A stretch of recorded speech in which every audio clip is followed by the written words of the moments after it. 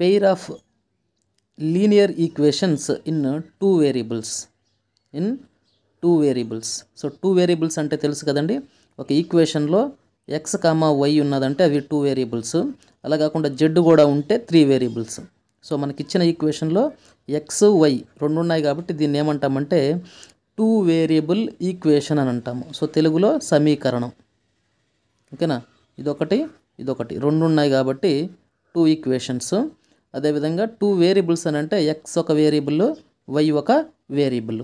So ఇచ్చిన question ఏంటంటే check whether the given pair of equations represent intersecting అంటే ఏంటి? సో ఇదొక లైను, ఇదొక లైను. ఓకేనా, సో ఫస్ట్ ఈక్వేషన్ వల్ల వచ్చే లైను ఇదనుకుంటే, సెకండ్ ఈక్వేషన్ వల్ల వచ్చే లైన్ ఇదనుకుంటే, ఈ రెండు ఒక దగ్గర మీట్ అవుతాయి కదా. సో ఈ పాయింట్ని మనం ఏమంటాము అంటే ఇంటర్సెక్టింగ్ అని అంటాం. అదేవిధంగా ప్యారలల్ అవుతాయేమో చెక్ చేయమంటున్నారు. అదేవిధంగా కోఇన్సిడెంట్ లైన్స్ అనేది చెప్పమంటున్నాడు. సో ఈ మూడిట్లో ఏమవుతాయి? ఫస్ట్ వచ్చేసి ఇంటర్సెక్టింగ్ అవుతాయా అనేది చెప్పమన్నాడు, లేదా ప్యారలల్ అని చెప్పమన్నాడు. ప్యారలల్ అంటే ఏంటి? సో ఫస్ట్ దాని వల్ల వచ్చే లైన్ ఇది, ఫస్ట్ ఈక్వేషన్ వల్ల వచ్చే లైన్ ఇది, సెకండ్ ఈక్వేషన్ వల్ల వచ్చే లైన్ ఇది.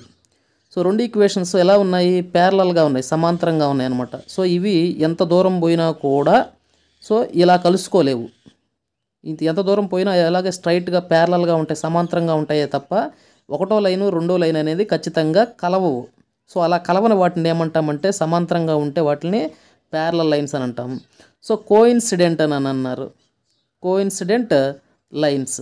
కోఇన్సిడెంట్ అని అంటే ఏంటంటే ఇక్కడ ఒక లైను, ఇది ఫస్ట్ దాని వల్ల వచ్చే లైను, రెండో దాని వల్ల కూడా దాని మీదే వస్తుంది అన్నమాట. సో ఇక్కడ మనకు 3 మాట్లాడాము. ఒకటి ఇంటర్సెక్టింగ్ అనేది అంటే ఏంటంటే ఫస్ట్ది రెండోది ఖచ్చితంగా క్రాస్ అవుతాయి, ఫస్ట్ లైను రెండో లైను ఖచ్చితంగా క్రాస్ అవుతాయి.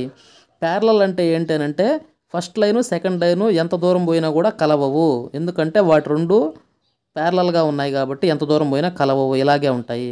మూడోది ఏంటంటే కోఇన్సిడెంట్ అంటే ఒకదాని మీద ఇంకొకటి ఉంటుంది అన్నమాట. సో ఇది ఒకే లైను, ఫస్ట్ దాని వల్ల వచ్చేది అదే లైను, రెండో దాని వల్ల వచ్చేది కూడా అదే లైను. సో ఫస్ట్ ఈక్వేషన్ వల్ల వచ్చేది రెండో దాని వల్ల వచ్చేది ఒకటే లైన్ కాబట్టి దాన్ని మనం కోఇన్సిడెంట్ అని అంటాము, కోఇన్సిడెంట్ లైన్. సో మొత్తానికి వాళ్ళు ఏం చేయమన్నారు? చెక్ చేయమన్నారు. వీటిల్లో ఏటి పరిస్థితి ఉంది, ఈ మూడిటిల్లో ఏ కండిషను ఈ రెండు ఈక్వేషన్స్కి ఉంది చెప్పమన్నాడు. తర్వాత ఏమొచ్చారు? ఫైండ్ ద సొల్యూషన్స్ని కనుక్కోమన్నారు. ఇఫ్ ఒకవేళ ద ఈక్వేషన్స్ ఆర్ కన్సిస్టెంట్, ఒకవేళ ఇచ్చిన ఈక్వేషన్స్ కన్సిస్టెంట్ అయితే, అంటే ఇలాంటి కండిషన్ కానీ ఇలాంటి కండిషన్ కానీ అయితే దానికి సొల్యూషన్స్ చెప్పమంటున్నాడు. ఇది కన్సిస్టెంట్ కాదండి. ఓకేనా, కన్సిస్టెంట్ అంటే అవి రెండు ఖచ్చితంగా జాయిన్ అయి ఉండాలి. సో ఇక్కడ ఒక పాయింట్ ఉంది కాబట్టి దీనికి ఒక సొల్యూషన్ ఉంటుంది, దీనికి యూనిక్ సొల్యూషన్ అంటారు. యూనిక్ సొల్యూషన్ ఒకటంటే యూనిట్ అంటారు కదా ఒక యూనిట్ని. సో యూనిక్ సొల్యూషన్ ఒకటే సొల్యూషన్. బట్ ఇక్కడ లైన్ ఒకదాని మీద ఒకటే ఉంది కాబట్టి దీనికి ఇన్ఫైనైట్ ఉంటాయి అన్నమాట, అనంతం. సో తెలుగులో చెప్పాలంటే అనంతం, ఇంగ్లీష్లో చెప్పాలంటే ఇన్ఫినిటీ.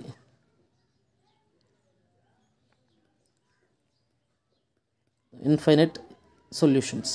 ఎందుకంటే సో ప్రతి పాయింట్ కూడా ఒకటి, ఆ రెండు లైన్లు కలిసే ఉన్నాయి, ప్రతి పాయింట్ కూడా కలిసే ఉన్నాయి కాబట్టి మనం ఏది తీసుకున్నా కూడా అది దానికి సొల్యూషన్ అవుతుంది అన్నమాట. సో ఇన్ఫైనైట్ సొల్యూషన్స్ దీనికి ఉంటాయి, ఒక సొల్యూషన్ దీనికి ఉంటుంది. సో ఇదంతా పక్కన పెడితే మనకి ఇప్పుడు కావాల్సింది ఏంటి చెక్ చేద్దాము ఫస్ట్ ఇవి. సో చెక్ చేయడానికి మనకున్న ఫార్ములా ఏంటి అని అంటే ఫస్ట్ ఇచ్చిన equation ax plus by plus c equal to 0 ఫామ్లోకి తెచ్చుకోవాలి మనం. ఈ ఫామ్లోకి తెచ్చుకొని తర్వాత ఇంట్లో A1 ఏది, A2 ఏది, B1 ఏది, B2 ఏది, C1 ఏది, C2 ఏది చూసుకుందాం. సో మనకిచ్చిన ఈక్వేషన్స్ ఏం equations? 2x plus y minus 5 is equal to 0. ఇంకొక ఈక్వేషన్ వచ్చేసి 3x minus 2y minus 4 is equal to 0. So ఇలా రెండు ఈక్వేషన్స్ ఇచ్చున్నారు. సో ఫస్ట్ ఈక్వేషన్కి సంబంధించి మనం నేమ్స్ పెట్టుకుందాము. సో ఫస్ట్ ఎక్స్కి ఏదైతే ఉంటే దాన్ని మనం a1 అని అంటాము. a1 is equal to 2, b1 is equal to వైకి ఏముంటే అది. సో ఇది ప్లస్సే ఉంది కాబట్టి +1, ఏమి లేకపోతే 1 ఉన్నట్టు. -5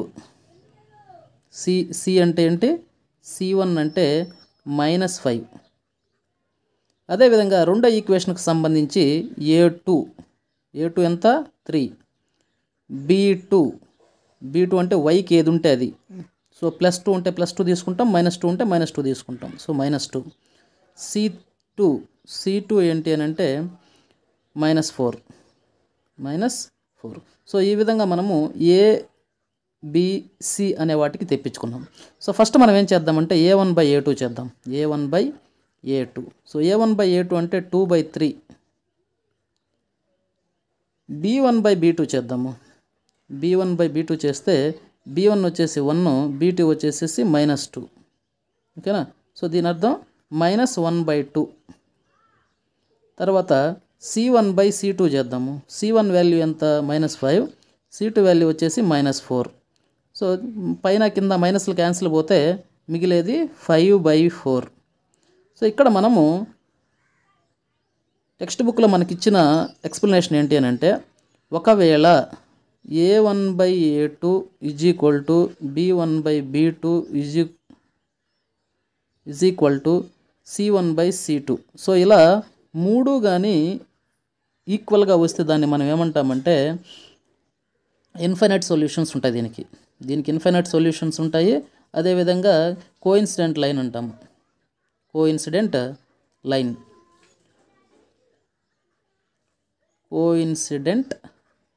లైన్స్ అంటాము. కోఇన్సిడెంట్ లైన్స్ ఇప్పుడు చెప్పుకున్నాక కోఇన్సిడెంట్ లైన్స్ అంటే ఏంటి, ఫస్ట్ దాని వల్ల వచ్చే లైను రెండో ఈక్వేషన్ వల్ల, ఫస్ట్ ఈక్వేషన్ వల్ల వచ్చే లైను రెండో ఈక్వేషన్ వల్ల వచ్చే లైను ఒకదాని మీద ఒకటి ఉంటుంది. అలా కాకుండా a1/a2 is equal to b1/b2 not is equal to c1/c2 ఉందనుకోండి. సో ఇలాంటి సిచ్యువేషన్స్ మనం ఎలా చెప్తాము, ప్యారలల్ లైన్స్ అని చెప్తాము. దీన్ని మనం ఏం చెప్తాము, parallel lines. So parallel lines అని చెప్పాముగా. సో ఒకదాని వల్ల ఫస్ట్ దాని వల్ల వచ్చే ఈక్వేషన్ ఇదైతే, ఓకే, ఫస్ట్ ఈక్వేషన్ వల్ల వచ్చే లైన్ ఇదైతే, రెండో ఈక్వేషన్ వల్ల వచ్చే లైన్ ఇది. సో రెండు ఎక్కడా కూడా టచ్ అవ్వవు. అలా కాకుండా ఇంకొకటి ఏముంది మనకి, a1/a2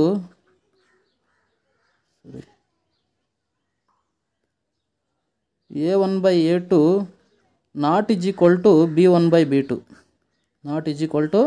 b1/b2. సో ఇలాగైతే ఏమిటంటే ఇంటర్సెక్టింగ్ లైన్స్ అని చెప్తాము. దీనికి ఒకటే ఒక సొల్యూషన్ ఉంటుంది,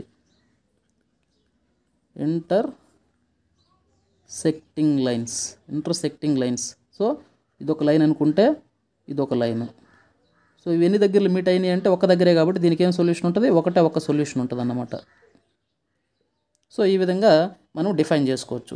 సో ఇప్పుడు వచ్చిన ఆన్సర్స్ ఏమన్నా పాసిబిలిటీ ఉందని చూడండి. సో ఇక్కడన్నా పాసిబిలిటీ ఉందా? సో a1/a2 2/3 వచ్చింది, ఇక్కడ రాసుకుందాం. So 2/3 is equal to not is equal to తర్వాత చూద్దాము. b1/b2 ఎంత వచ్చింది, -1/2.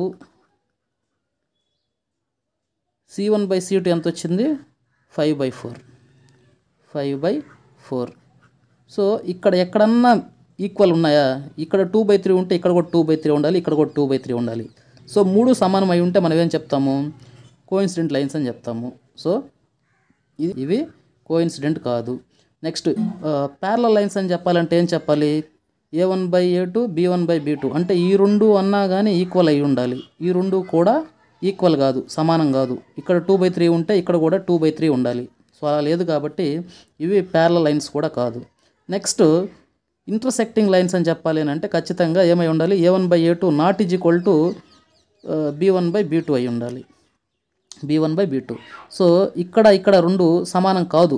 సో ఫైనల్గా మనం ఈ కంపారిజన్ చూసిన తర్వాత, కంపేర్ చేసుకున్న తర్వాత మనం ఏం కన్క్లూడ్ చేయొచ్చు, so given equations are intersecting అని ఫైనల్ చేయొచ్చు అన్నమాట. సో ఇంటర్సెక్టింగ్ అని ఫైనల్ చేసిన తర్వాత ఆ ఇంటర్సెక్టింగ్ పాయింట్ ఏదో కూడా మనం కనుక్కోవాలి కదా. సో వాళ్ళు ఏమడిగారు మన క్వశ్చన్లో ఏమడిగారంటే అది ఏంటో చెప్పమన్నారు. ఏమడిగారు? ఫైండ్ ద సొల్యూషన్ అని అన్నారు. కాబట్టి సొల్యూషన్ కూడా మనం కనుక్కోవాలి. ఈ ఇంటర్సెక్టింగ్ పాయింట్ యొక్క పొజిషన్ ఏంటో చెప్పాలన్నమాట. X comma y. సో ఆ ఎక్స్ వాల్యూ ఎంత, వై వాల్యూ ఎంత చెప్పాలి. సో దీనికి మనము గ్రాఫ్ గీద్దామండి. రైట్. సో ముందు మనము ఫస్ట్ ఈక్వేషన్ చూద్దామండి. సో ఫస్ట్ ఈక్వేషన్ ఏంటి? 2x + 3y - 5 = 0. సో ఈ ఈక్వేషన్కి మనము గ్రాఫ్ గీద్దాము. సో మనకి ఏం తెలుసు, ఏదన్నా ఒక గ్రాఫ్ గీయాలి అని అంటే సో మనము ఫస్ట్ స్కేల్ చూసుకోవాలి. గ్రాఫ్ గీయాలి అని అంటే ఫస్ట్ స్కేల్ చూసుకోవాలి. స్కేల్ అంటే ఏంటి? స్కేల్ గ్రాఫ్ లీటర్ రాసుకుంటాము. సో ఎక్స్ యాక్సిస్ మీద ఒక యూనిట్ వచ్చేసేసి ఎంత అనేది మనము ఫిక్స్ అవ్వాలన్నమాట. ఒక యూనిట్ వచ్చేసి 1 సెంటీమీటర్. అదేవిధంగా వై యాక్సిస్ మీద కూడా ఎలా తీసుకుంటున్నామో మనం ముందే చెప్పాలి. సో ఒక unit is equal to 1 centimetre అంటే ఎట్లా రాస్తాను నేను? 1 2 3 4 5. సో కొన్నిసార్లు ఏం అవసరం అవుతాయంటే ఇక్కడ గ్రాఫ్లో మనకి ఈ టేబుల్స్ సరిపోనప్పుడు మనం ఏం చేస్తాము? X axis 1 unit is equal to 2 centimetres అని రాస్తాం. 2 సెంటీమీటర్స్. అప్పుడేం రాయాల్సి వస్తుంది? 2 4 6 8 ఇలా రాసుకుంటాం అన్నమాట. 10 ఇలా రాసుకుంటాం. ఓకేనా? సో మనము ఖచ్చితంగా చెప్పాలి ఎక్స్ యాక్సిస్ మీద ఒక యూనిట్. సో దీన్ని మనం యూనిట్ అని అందాం. ఇక్కడ నుంచి ఇక్కడికి ఉండే ఈ దూరాన్ని మనం ఒక యూనిట్ అని అందాం. సో ఒక యూనిట్ని నువ్వు ఎలా తీసుకుంటున్నావు? So 1 unit is equal to 2 centimetres అయితే సో అక్కడ నుంచి ఇక్కడికి వచ్చేలాగా మనం 2 అని పెట్టుకుంటున్నాం. అలా కాకుండా 1 unit is equal to 1 centimetre అయితే నువ్వు ఇక్కడ 1 2 ఇలా రాసుకుంటావు అన్నమాట. సో నువ్వేం చేసినా కూడా గ్రాఫ్లో ఇక్కడ స్కేల్ దగ్గర చూపించాలి. స్కేల్ అనేది చాలా చాలా ముఖ్యమైన పార్ట్ అన్నమాట. సో ఫస్ట్ మనం ఏం చేసాము? స్కేల్ని చూపించుకున్నాం. సో స్కేల్ని చూపించిన తర్వాత సో పైకి పాజిటివ్ ఉంటుంది 1 2 3 4, కిందకి నెగిటివ్ ఉంటుంది -1 -2 -3 -4, ఇటు సైడ్ వచ్చేసి 1 2 3 4 5. సో ఇవి మైనస్లు. సో ఈ విధంగా ఉంది. సో మనం గ్రాఫ్ గీయాలంటే ఖచ్చితంగా మనకి పాయింట్స్ కావాలి కాబట్టి బిందువులు కావాలి కాబట్టి సో ఫర్ ఎగ్జాంపుల్ ఇక్కడ ఒక పాయింట్ వచ్చేసి ఇక్కడ ఒక పాయింట్ వస్తే మనం ఏం చేయొచ్చు? సో ఇలా ఒక లైన్ గీసుకుంటాం. సో మనకి ఏదైనా పాయింట్స్ కావాలి కాబట్టి సో ఫస్ట్ ఈక్వేషన్కి సంబంధించిన పాయింట్లు మనం ఫస్ట్ కనుక్కుందామండి. సో ఫస్ట్ ఈక్వేషన్కి సంబంధించిన పాయింట్స్ ఏమున్నాయో చూడండి. ఈక్వేషన్కి పాయింట్స్ రావాలి అని అంటే ముందు మనకి ఒక టేబుల్ గీసుకుందాం. సో మనం ఒక టేబుల్ గీసుకుందాము. ఆ టేబుల్ నుంచి మనకు కావాల్సిన పాయింట్స్ని తెప్పించుకుందాం. సో ఫస్ట్ నేనేం చేస్తున్నానంటే ఎక్స్ వై. సో ఇక్కడ మనకి ఈక్వేషన్స్ స్ట్రైట్ లైన్స్ కాబట్టి సో ఇక్కడ మనకి మినిమమ్ ఒక 2 పాయింట్స్ ఉంటే చాలు. ఇట్లాంటి ఈక్వేషన్లకి ఎన్ని పాయింట్లు కావాలి? 2 పాయింట్స్ ఉంటే చాలు. మినిమం తక్కువలో తక్కువ 2 పాయింట్స్ ఉంటే చాలు. సో తక్కువ మార్కులకి ఇచ్చిన క్వశ్చన్ అయితే 2 పాయింట్స్ తెప్పించుకుంటాము. ఎక్కువ మార్క్స్కి ఇచ్చిన క్వశ్చన్ అయితే ఫర్ ఎగ్జాంపుల్ ఒక 3 లేదా 4 తెప్పించుకుందాం. సో ఈ క్వశ్చన్లో నేనేం చేస్తున్నానంటే ఒక 4 తెప్పించుకుంటాను. సో ఫస్ట్ ఏం చేస్తానంటే ఇచ్చిన ఈక్వేషన్ని సింప్లిఫై చేసి రాసుకుందాం. ఇక్కడ మనం ఏదైనా సరే ఎక్స్కి సంబంధించి మనమే తీసుకోవాలి, వైకి ఎంత వస్తుందో కనుక్కోవాలి. సో దానికోసం నేనేం చేస్తున్నాను? ఇచ్చిన క్వశ్చన్ ఏంది? ఇచ్చిన ఈక్వేషను 2x + y - 5 = 0 అనేది మనకి ఇచ్చిన ఈక్వేషను. ఈ ఈక్వేషన్ని మార్చి రాసుకోవాలి. ఎలా రాసుకోవాలి? మనం కనుక్కోవాల్సింది y కాబట్టి వైని ఈ సైడ్ ఉంచేసి మిగతావన్నీ = అవతలకు పంపించేద్దాము. సో y ఇక్కడే ఉంది. ఈ 5 అనేది = అవతలకు పోతే +5 అవుతుంది. సో మైనస్ = అవతలకు పోతే ఏమవుతుంది? +5 అవుతుంది. +5 రాసుకున్నాం. సో +2x = అవతలకు పోతే ఏమవుతుంది? -2x. సో ఇది మనం మార్చి రాసుకున్న ఈక్వేషను. సో ఇప్పుడు దీంట్లో మనం ఏం చేస్తామంటే ఫస్ట్ ఎక్స్ని మనం ఏమనుకుందాము అని అంటే 0 అనుకుందాం. ఎక్స్ని 0 అనుకుందాం. ఏదైతే నువ్వు 0 అనుకున్నావో ఆ ఎక్స్ని తీసుకొచ్చేసి ఇందులో సబ్స్టిట్యూట్ చేయి. ఎలా సబ్స్టిట్యూట్ చేస్తావు? ఇఫ్ ఒకవేళ ఎక్స్ అనేది 0 అయితే y వాల్యూ ఎంత? దీన్ని ఫైండ్ అవుట్ చేయడానికి ఎక్స్ దగ్గర ఏం సబ్స్టిట్యూట్ చేస్తావు, 0 సబ్స్టిట్యూట్ చేస్తావు. అప్పుడు 5 మైనస్ 20 అంటే 0. సో 5. సో ఎక్స్ 0 అయితే వై ఎంత 5 వచ్చింది. అదేవిధంగా X value X is equal to మనం ఏం చేద్దామంటే 1 అని తీసుకుందాం. సో ఎక్స్ 1 అయితే వై వాల్యూ ఎంత అవుతుంది 5 మైనస్ 2. ఎక్స్ ప్లేస్లో మాత్రమే కదా మనం పెట్టాల్సింది. ఇక్కడ కూడా ఎక్స్ ఉంటే ఇక్కడ కూడా పెడతాం, బట్ ఇక్కడ ఎక్స్ లేదు కాబట్టి ఓన్లీ నెంబరే కాబట్టి ఇక్కడ మనం పెట్టబల్లే. సో 5 మైనస్ 2 ఎక్స్ బదులు ఎంత రాస్తాం 1 రాస్తాం. సో 5 మైనస్ 2 1లో 2, 2 1s are 2 కాబట్టి 2. సో 5లో నుంచి 2 పోతే ఏమవుతుంది 3. సో ఎక్స్ 1 అయితే వై వాల్యూ ఎంత 3. నెక్స్ట్ ఏం చేద్దాము, ఇఫ్ ఎక్స్ ఈక్వల్ టు 2 అనుకుందాం. ఒకవేళ ఎక్స్ 2 అయితే వై వాల్యూ ఎంత అవుతుంది, వై వాల్యూ ఎంత అవుతుందంటే 5 మైనస్ 2 ఎక్స్ బదులు ఎంత రాయాలి 2 రాయాలి.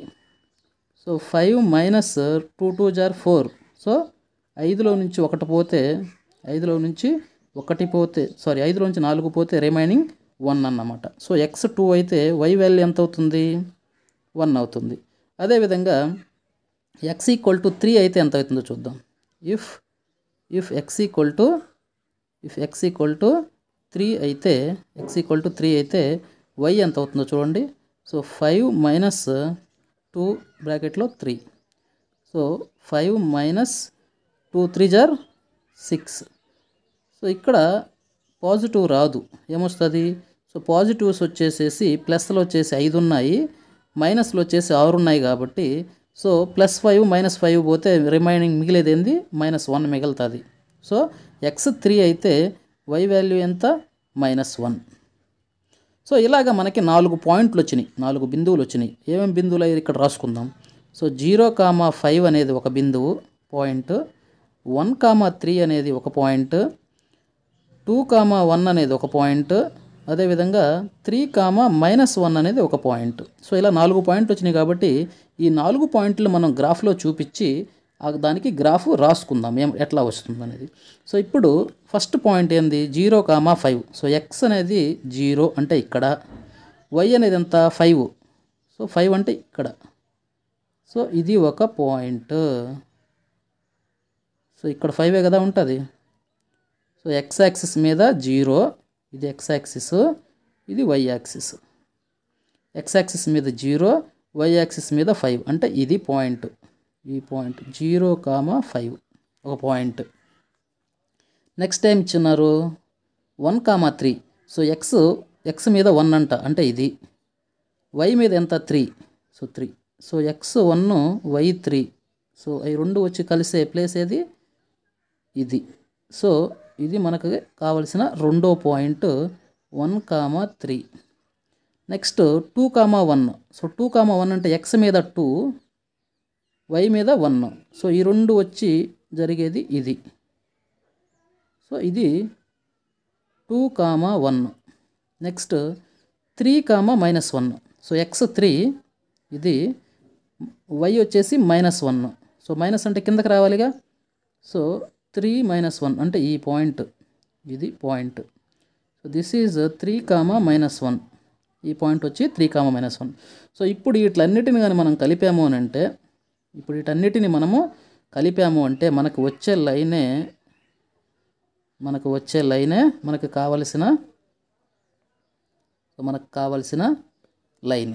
సో ఈ బ్లాక్ కలర్ ఏదైతే ఉందో, సో ఈ బ్లాక్ కలర్లో ఉన్న ఈ లైన్ ఏం లైన్ ఇది 2x + y - 5 = 0. సో ఈ ఈక్వేషన్కి సంబంధించిన లైను ఈ లైన్ అన్నమాట. సో ఇదే విధంగా మనం ఏం చేస్తాము అని అంటే, రెండో ఈక్వేషన్ ఏమి ఇచ్చున్నారు మనకి ఇక్కడ, రెండో ఈక్వేషన్ ఏమి ఇచ్చారు అని అంటే x - 2y - 4 = 0 ఇచ్చున్నారు. సో దీనికి సంబంధించిన పాయింట్స్ కూడా నేను రాసేస్తున్నాను, ఒకసారి చూడండి. దీనికి సంబంధించిన రెండో ఈక్వేషన్కి సంబంధించిన పాయింట్స్ ఏంటి అని అంటే ఇక్కడ రాస్తున్నాను. సో ఆల్రెడీ నేను క్యాలిక్యులేట్ చేశాను. దీనికి ఫస్ట్ ఎక్స్ 0 అయితే వై వాల్యూ వచ్చేసి -2. రెండో పాయింట్ ఎక్స్ 2 అయితే వై వచ్చేసి 1. మూడో పాయింట్ ఎక్స్ వచ్చేసి 4 అయితే ఎక్స్ వచ్చేసి 4 అయితే వై వచ్చేసి 4 అవుతుంది. ఓకేనా? ఇలాగ ఒక 3 పాయింట్స్ ఫైండ్ అవుట్ చేస్తున్నాము. ఈ 3 పాయింట్స్కి సంబంధించి కూడా మనం గ్రాఫ్ గీద్దాము. సో దీన్ని కూడా మనము సింప్లిఫైడ్ రాసుకున్నాం అనుకో. ఎలా రాసుకోవచ్చు? మనకు కావాల్సింది వై కాబట్టి వై ఒక సైడ్ ఉండిచ్చి మిగతావన్నీ ఒక సైడ్కి రానియాలి. సో దానికి సింప్లిఫైడ్ ఈక్వేషన్ రాసుకుంటే ఎలా రాసుకోవచ్చు? దీనికి సింపుల్గా రాసుకుంటే సో వై ఒక్కట ఒక పక్క ఉండాలి కాబట్టి ఈ మైనస్ ఉంది కాబట్టి వైకి మైనస్ ఉంది కాబట్టి దీన్ని ఒక్కదాన్ని అవతల పంపించేస్తాను. సో 2y ఒక్కటే అవతలకు పంపించేసాను, మిగతా అన్నీ అట్లానే ఉంటాయి. ఓకేనా? ఎందుకంటే మనకి ఎప్పుడు పాజిటివ్లోనే ఉండాలి, ప్లస్లోనే ఉండాలి కాబట్టి ఇది మైనస్ కాబట్టి మైనస్ ఒక్కదాన్ని ఈక్వల్ టు అవతల పంపించేస్తే రిమైనింగ్ అక్కడే ఉంటాయి కాబట్టి 3x అక్కడే ఉంది, -4 అక్కడే ఉంది, ఇది మాత్రం ఈక్వల్ టు అవతలకి వెళ్ళలేకే ప్లస్ అయింది. సో ఇప్పుడు y equal to 3x -4 by, so ఎప్పుడైనా సరే ఒకటి పెంచుతుంది అని అంటే ప్రోడక్ట్లో ఉంటే ప్రోడక్ట్లో ఉన్నది ఈక్వల్ టు అవతలకు పోతే ఏమవుతుంది? బై అవుతుంది. సో ఇది y. ఇప్పుడు నేను ఫస్ట్ x ఈక్వల్ టు 0 అనుకున్నాను కాబట్టి 0ని తీసుకొచ్చి ఇక్కడ సబ్స్టిట్యూట్ చేస్తే మనకి y వాల్యూ -2 వస్తుంది. x ఈక్వల్ టు 2 సబ్స్టిట్యూట్ చేస్తే ఈ ఈక్వేషన్లో 2 సబ్స్టిట్యూట్ చేస్తే y వాల్యూ ఎంత వస్తుంది? 1 వస్తుంది. సో అది ఎలా ఫైండ్ అవుట్ చేయాలనుకునేది మనం ముందు ఈక్వేషన్లో చూసాము. ఓకే, సేమ్ అదే విధంగా ఈ రెండో ఈక్వేషన్ కూడా మీరు క్యాలిక్యులేట్ చేయొచ్చు. సో ఈ పాయింట్స్ని మనము గ్రాఫ్లో చూపిస్తే ఫస్ట్ 0 - 2 అనే ఈ పాయింట్ ఎక్కడుందో లొకేట్ చేద్దాం ఫస్ట్. సో ఫస్ట్ ఏం చేద్దామంటే ఫస్ట్ 0 - 2. సో 0 అంటే ఇక్కడ, -2 అంటే ఇక్కడ, y ఇక్కడ. సో ఇది మనకు కావాల్సిన ఒక పాయింట్. ఇంకొక పాయింట్ ఏంది? 2, 1. సో x2 y1 అంటే ఇదేనా? So this is the same point. అంటే ఇందాక లైన్కి ఈ లైన్కి వచ్చింది ఒకటే పాయింట్ వచ్చింది. ఇది ఇంకోటి ఏంది మనకు కావాల్సింది? 4, 4. సో 4 x4 y4 అంటే అక్కడ ఆల్మోస్ట్ ఇక్కడ వస్తుంది. సో ఇప్పుడు ఈ మూడింటిని కానీ మనం కానీ జాయిన్ చేసాము అని అంటే జాయిన్ చేస్తే ఎలా వస్తుంది?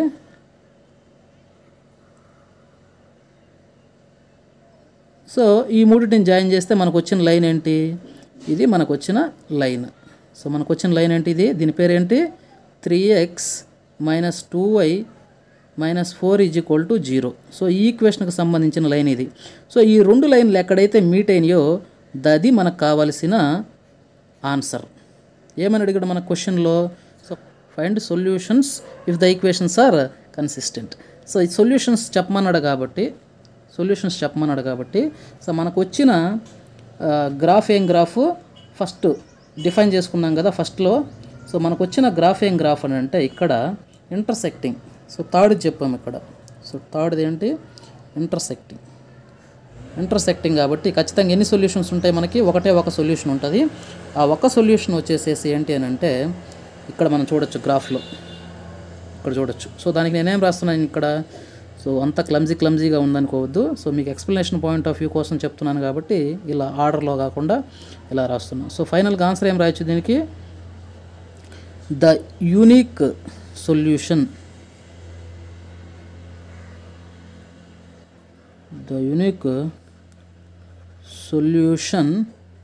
of this pair of equations is